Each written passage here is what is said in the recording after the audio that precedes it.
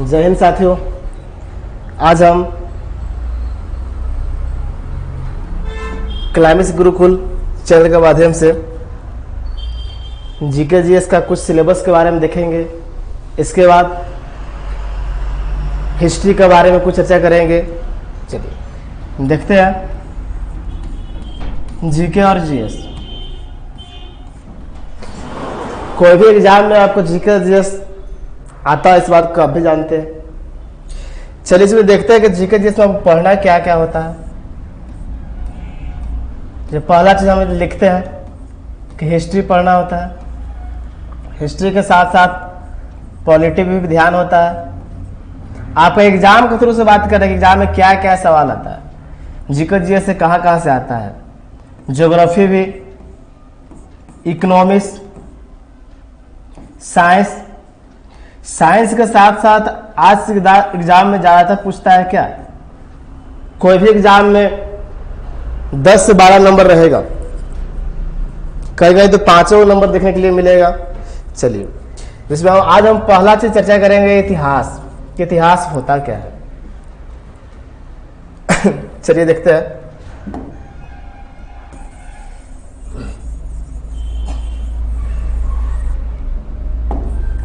इतिहास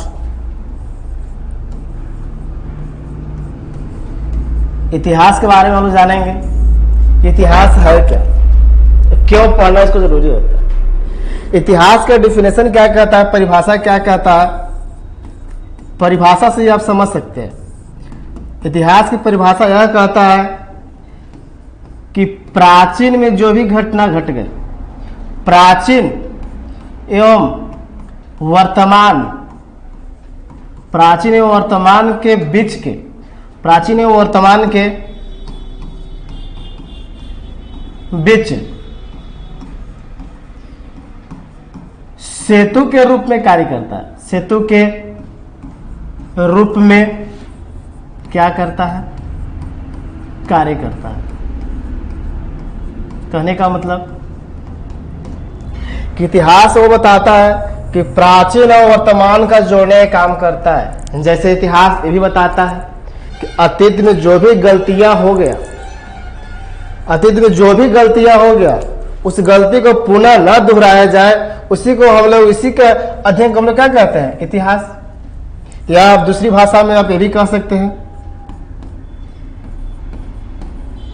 कि अतीत में घटे घटनाओं, अतीत में घटे घटनाओं को या घटनाओं के अध्ययन को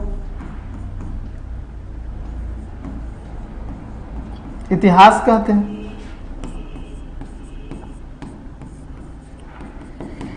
इतिहास से हमें यह जानकारी मिलता है कि जो भी वो पहले घटना हो चुका, जो भी गलती हो चुका, उस गलती, वैसा गलती दोबारा ना हो, इसीलिए हम लोग क्या पढ़ते हैं, इतिहास पढ़ते हैं। इतिहास पढ़ने के लिए इतिहास का बहुत सरल बनाते हैं। इतिहास को 3 भागों में बांटा गया। जैसे आप पूर्ण रूप से बात करेंगे, एक प्राग इतिहास देखने के लिए मिलेगा, एक आदि इतिहास देखने के लिए मिलेगा, एक ऐतिहासिक देखने के लिए मिलेगा। चलिए उससे पहले हम बात करेंगे, बारी बारी से बात करेंगे कि प्राग इतिहास क्या होता है, आदि ऐतिहासिक काल क्या होता है, ऐतिहासिक काल क्या होता है। चलिए डायरेक्ट हम लोग यहाँ पर चर्चा करेंगे इतिहास। इतिहास को हम पूर्ण रूप से पहले 3 खंडों में बांटते हैं। एक आपको देखने के लिए मिलेगा प्राचीन इतिहास, मध्यकालीन इतिहास और आधुनिक इतिहास। ये चीज आपको देखने के लिए मिलेगा, ठीक है। इसमें हम शुरुआत हम करेंगे मध्यकालीन से। मध्यकालीन थोड़ा सा चर्चा करेंगे, आप लोगों को थोड़ा कहानी सुनाएंगे। सुनने के बाद इतिहास में आपको क्या होगा, मन बढ़ेगा, पसंद आएगा। इतिहास में मैंने सब्जेक्ट आपको पसंद पड़े। कुछ बच्चे ऐसे भी होते हैं जिनका इतिहास पढ़ना लगता है कि हम कहाँ आ गए। चलिए पहले मध्यकालीन चालू करेंगे, मध्यकालीन के बाद आधुनिक आएंगे और फिर पुनः हम आएंगे क्या, प्राचीन इतिहास में आएंगे। चलिए मध्यकालीन में हम लोग क्या क्या चर्चा करते हैं, तो मध्यकालीन में बोला जाता है कि 712 से लेकर 1707 तक, 712 ईस्वी से लेकर 1707 तक क्या पढ़ना होता है मध्यकालीन भारत। यहाँ पर जानते हैं कि 712 में अरब का एक व्यक्ति हुआ करता है जिसका नाम हुआ करता है मोहम्मद बिन कासिम।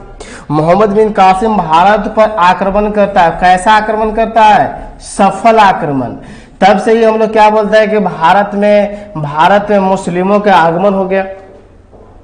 भारत में क्या हो गया? मुस्लिमों का आगमन के बारे में चर्चा करते हैं।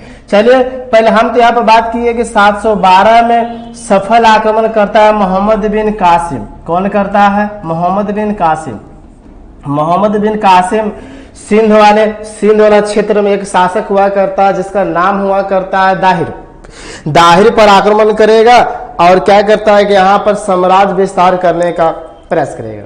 लेकिन कासिम से पहले भी कुछ ऐसा आक्रमणकारी हुआ करते हैं जो भारत पे क्या करते हैं? आक्रमण करते हैं। आप बुक में यहाँ भी मिलेगा, बहुत सा बुक में यहाँ चर्चा करता है कि 712 में मोहम्मद बिन कासिम आक्रमण किया, जो भारत वाला क्षेत्र में, सिंध वाला क्षेत्र में एक शासक हुआ करता है जिसका नाम क्या हुआ करता है? दाहिर।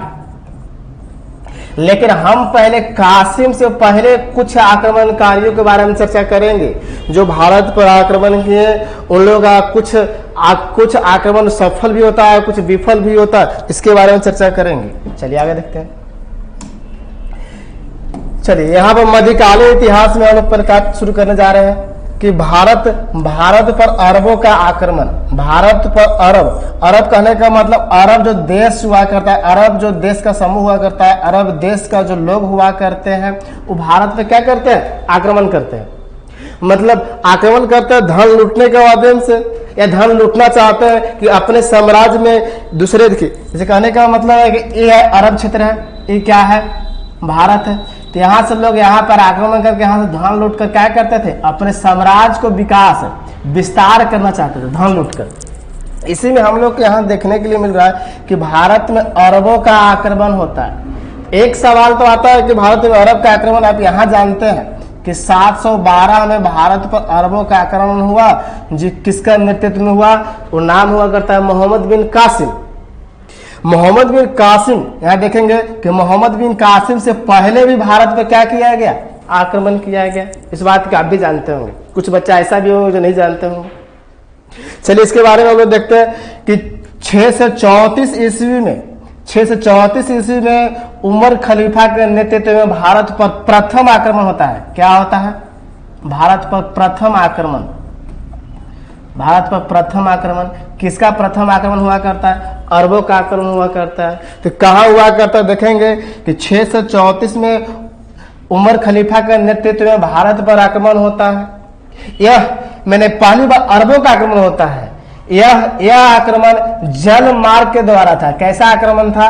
देखिए पहले जो आक्रमणकारी जो हुआ करते हैं दो मार्ग से आक्रमण करते हैं। एक आप जानते हैं कि स्थल मार्ग से, और दूसरा हुआ करता है क्या? जल मार्ग से।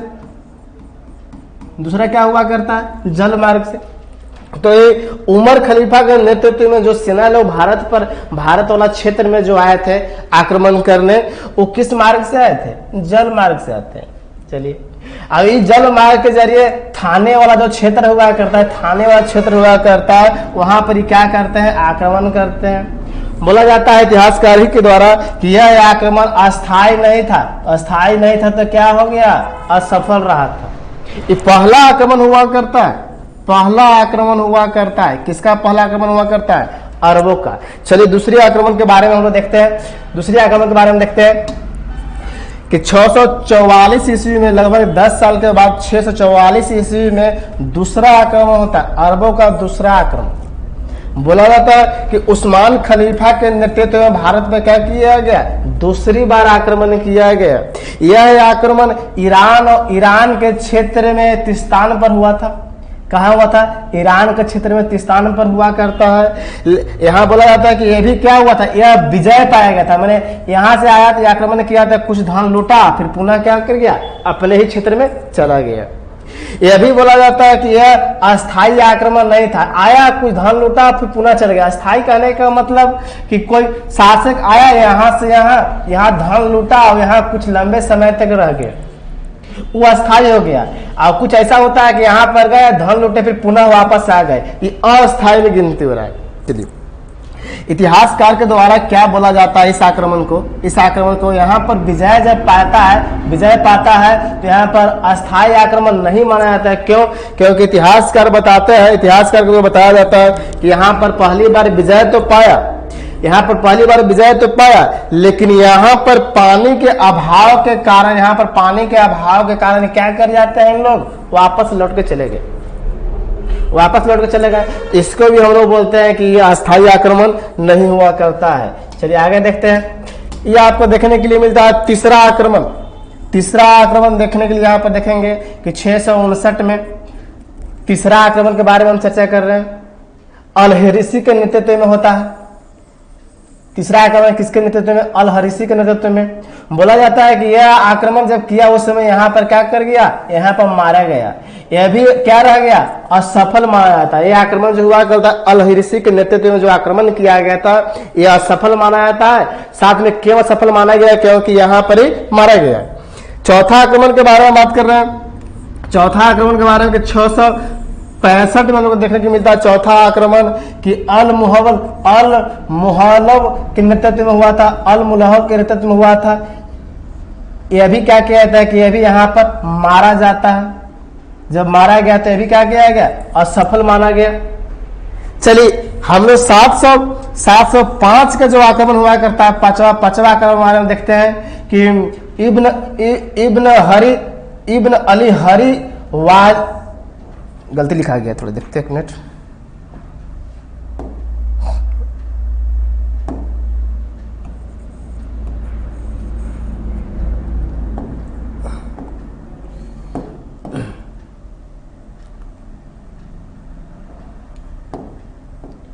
सही है। इब्न अली हरी वाहिद के नेतृत्व में आक्रमण होता है। इसके बारे में भी बोला जाता है कि अभी यहाँ पर आया, ये भी यहाँ पे आता है। 5वां आक्रमण के बारे में आगे देखते हैं। मिस्र में एक खलीफा हुआ करता है। ध्यान समझेंगे कि मिस्र में एक खलीफा हुआ करता है जिसका नाम हुआ करता है क्या? वाहिद। वही वाहिद जो 5वां आक्रमण के बारे में चर्चा कर रहे हैं। मिस्र में एक खलीफा का मतलब समझते हैं? खलीफा कहने का मतलब कि इस्लाम धर्म के संरक्षण को ही क्या बोला जाता है? रक्षा करने वाले व्यक्ति को ही क्या बोला जाता है? खलीफा बोला जाता है।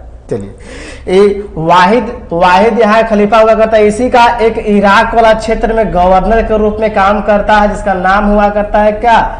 अल-हजाज। इसका नाम क्या हुआ करता है? अल-हजाज नाम हुआ करता है। वाहिद का ही फिर समझेंगे कि वाहिद का ही एक गवर्नर हुआ करता है इराक वाला क्षेत्र में, इसका नाम हुआ करता है अल-हजाज। क्या नाम हुआ करता है? अल-हजाज। अल-हजाज का ही बोला जाता है कि एक सेनापति हुआ करता है। अल-हजाज का ही एक सेनापति हुआ करता है जिसका नाम हुआ करता है मोहम्मद बिन कासिम। जैसे अब यहाँ से समझेंगे कि अल-हजाज का एक सेना हुआ करता है मोहम्मद बिन कासिम, जो हुआ करता है कि भारत में 712 में आक्रमण करेगा। अब इस आक्रमण को बोला जाता है कि सफल आक्रमण माना जाता है। क्या माना जाता है? सफल आक्रमण माना जाता है।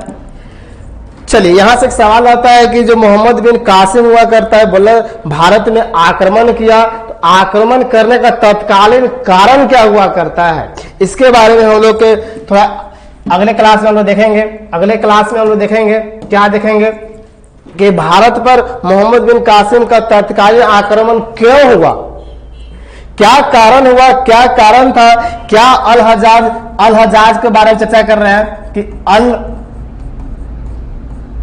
अल-हजाज का क्या हुआ करता है? कासिम सेनापति हुआ करता है। क्या इसका कारण हुआ कि मोहम्मद बिन कासिम को भारत पर आक्रमण करने के लिए भेजा? बोला जाता है कि मोहम्मद बिन कासिम 16 वर्षीय व्यक्ति हुआ करता है। 16 वर्षीय में समझ में आ रहा है, 16 वर्ष का व्यक्ति हुआ करता है, 16 वर्षीय व्यक्ति हुआ करता है जो भारत पर आक्रमण हुआ। चलिए अगले क्लास में हम लोग देखेंगे कि भारत पर मोहम्मद बिन का तत्कालीन क्यों कारण हुआ कि भारत पर आक्रमण करा।